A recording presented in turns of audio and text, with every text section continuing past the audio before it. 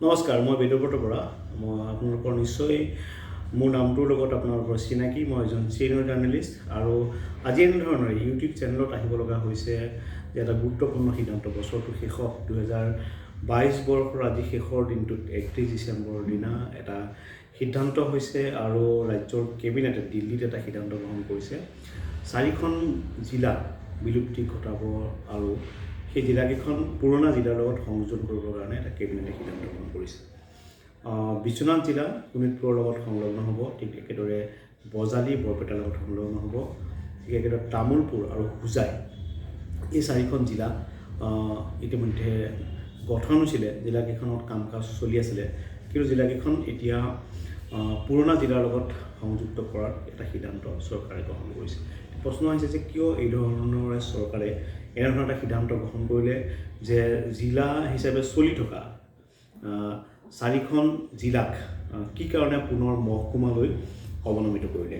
ইয়াৰ কাৰণ হিচাপে যিহেতু অহা 1 জানুৱাৰীৰ পৰা অৰ্থাৎ 2023ৰ 1 জানুৱাৰীৰ পৰা ৰাজ্যত অসমত ডিলিমিটেশ্যনৰ অৰ্থাৎ সমষ্টি পুনৰ নিৰ্ধাৰণৰ আইনী প্ৰক্ৰিয়া আৰম্ভ হ'ব। নিৰ্বাচন আয়োগে ইতিমধ্যে জাননী ঘোষণা কৰিছে। গতিকে এতিয়াৰ পৰা অৰ্থাৎ 2023ৰ 1 জানুৱাৰীৰ পৰা নতুন কোনো ধৰণৰ এডমিনিষ্ট্ৰেটিভ সীমা নিৰ্ধাৰণৰ কাম চৰকাৰে কৰিব নোৱাৰিব আৰু যিহেতু সমষ্টি পুনৰ নিৰ্ধাৰণৰ প্ৰক্ৰিয়া আৰম্ভ হ'ব, সেইবাবেই 31 ডিচেম্বৰৰ দিনা 4খন জিলাক পুনৰ পুৰণা জিলাৰ লগত সংলগ্ন কৰিলে যাতে সমষ্টি পুনৰ নিৰ্ধাৰণৰ ক্ষেত্ৰত চৰকাৰে অসুবিধাৰ সন্মুখীন নহয়। অৰ্থাৎ এখন জিলাত 2টা সমষ্টি পৰিব নোৱাৰিব। বিশ্বনাথত চতিয়া সমষ্টিটো ধৰি লওক, বিশ্বনাথ জিলাটো এটা অংশ, শোণিতপুৰ জিলাটো এটা অংশ থাকিব নোৱাৰিব। একেদৰে বজালী বা তামোলপুৰ বা হোজাইত তেনেধৰণৰ সমষ্টিৰ কিছু সমস্যা আছে, সেইকাৰণে চৰকাৰে কৰা বুলি এটা ধাৰণা কৰা হৈছে। কিন্তু এই কথাটো কিমান দূৰ সমীচীন সেই কথা পিছত গম পোৱা যাব। যিহেতু চৰকাৰৰ তৰফৰ পৰা এতিয়ালৈকে কোৱা নাই কি কাৰণে তেওঁলোকে এই জিলাকেইখন পুনৰ আগৰ জিলাৰ লগত সংলগ্ন কৰিলে বা মহকুমালৈ অৱনমিত কৰিলে। সেই কথাৰ কাৰণ কি, প্ৰকৃত কাৰণ কি, সেই বিষয়ে জানিবৰ কাৰণে কিছু সময় লাগিব। সেই যেতিয়া আমি গম পাম তেতিয়া আমি আপোনালোকক পুনৰ জনাম। কিন্তু আজি 31 ডিচেম্বৰৰ দিনা যিহেতু এনেধৰণৰ এটা সিদ্ধান্ত ল'ব লগা হ'ল আৰু সেইবাবেই মই আপোনালোকৰ ওচৰত এই খবৰটো বিস্তাৰিতভাৱে দিবৰ কাৰণে আহিছিলোঁ। যোৱা বছৰটোত কি হ'ল আচলতে, যোৱা বছৰটোত শেষৰ দিনটোত এনেকুৱা এটা ধৰণৰ সিদ্ধান্ত হ'ল। তাৰ লগতে ৰাজ্যখনত 2022ত চৰকাৰে এনকাউণ্টাৰ হোৱা নাই বুলি কৈছে যদিও, বা এনকাউণ্টাৰ অসম বিধানসভাত এনকাউণ্টাৰ নামৰ কোনো শব্দ নাই কৈছে যদিও, আৰক্ষীৰ গুলীত বা আৰক্ষীৰ আক্ৰমণত যোৱা সময়ছোৱাত যোৱা এবছৰত 30জন লোকৰ মৃত্যু হৈছে আৰু 72জন লোক আহত হৈছে। চৰকাৰী তথ্যত এই কথা প্ৰকাশ হৈছে। আন এটা গুৰুত্বপূৰ্ণ কথা হৈছিল যে যোৱা সময়ছোৱাত চৰকাৰে 1,27,000 কোটি টকা ঋণ লৈছে আৰু ঋণৰ বাবদ যি সুদ হৈছে সেই সুদৰ পৰিমাণ হৈছে 7,064 টকা এবছৰত সুদ চৰকাৰে দিব লগা হৈছে। বহুত ডাঙৰ পৰিমাণ। এই পৰিমাণে যদি ৰাজহ ঘাটি হৈ থাকে ৰাজ্যৰ অৰ্থনীতি এটা সময়ত বিধ্বস্ত হৈ পৰিব। এইটো এটা গুৰুত্বপূৰ্ণ কথা। দ্বিতীয় গুৰুত্বপূৰ্ণ কথাটো হ'ল যে অসম চুক্তিৰ 6 নং দফা চৰকাৰে ৰাজ্য চৰকাৰৰ হাতত এখন প্ৰতিবেদন প্ৰস্তুত কৰিবৰ কাৰণে দিছিল আৰু সেই প্ৰতিবেদনখন কেন্দ্ৰীয় চৰকাৰক দাখিল কৰিব দিছিলে, কিন্তু সেই প্ৰতিবেদনখন ৰাজ্য চৰকাৰে কেন্দ্ৰীয় চৰকাৰৰ ওচৰত দাখিল নকৰে। সেইটো এটা 2022ৰ গুৰুত্বপূৰ্ণ কথা।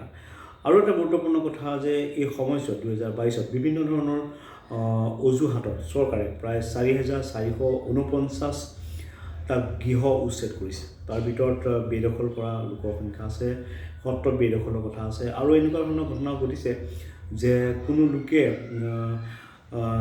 চৰকাৰ বা চৰকাৰে ভবাৰ দৰে বেআইনী কাম কৰিছে বা ৰাষ্ট্ৰদ্ৰোহত জড়িত হৈছে, তেনে লোকৰ ঘৰো বুলডেজাৰ দি পেলাই চৰকাৰে বতৰৰ কাহিনীটো আপোনালোকে জানে ভাঙি পেলাইছে। আৰু এটা গুৰুত্বপূৰ্ণ কথাটো হ'ল যে চৰকাৰে এই সময়ছোৱাৰ ভিতৰত 1 লাখ নিযুক্তি দিয়াৰ কথা ঘোষণা কৰিছিলে বা 1 লাখ নিযুক্তি হোৱা বুলি কৈছে, কিন্তু চৰকাৰী তথ্য যদি আপুনি বিশ্লেষণ কৰি চাওঁ তেতিয়াহ'লে দেখা যাব প্ৰায় 39,628টা পদতহে এতিয়ালৈকে নিযুক্তি হৈছে। বছৰটো এইকেইটাই গুৰুত্বপূৰ্ণ কথা। কিন্তু ভাল খবৰ এটা বছৰটোত আছিলে 2022ত, সেইটো হ'ল যে অন্যতম ইতিবাচক যিটো কথা সেইটো হ'ল যে ৰতন টাটা, আমি সকলোৱে জনা ভাৰতৰ এজন মহান উদ্যোগপতি ৰতন টাটাক অসম বৈভৱ বঁটা দিয়া হৈছিলে। আৰু অসমৰ যিবিলাক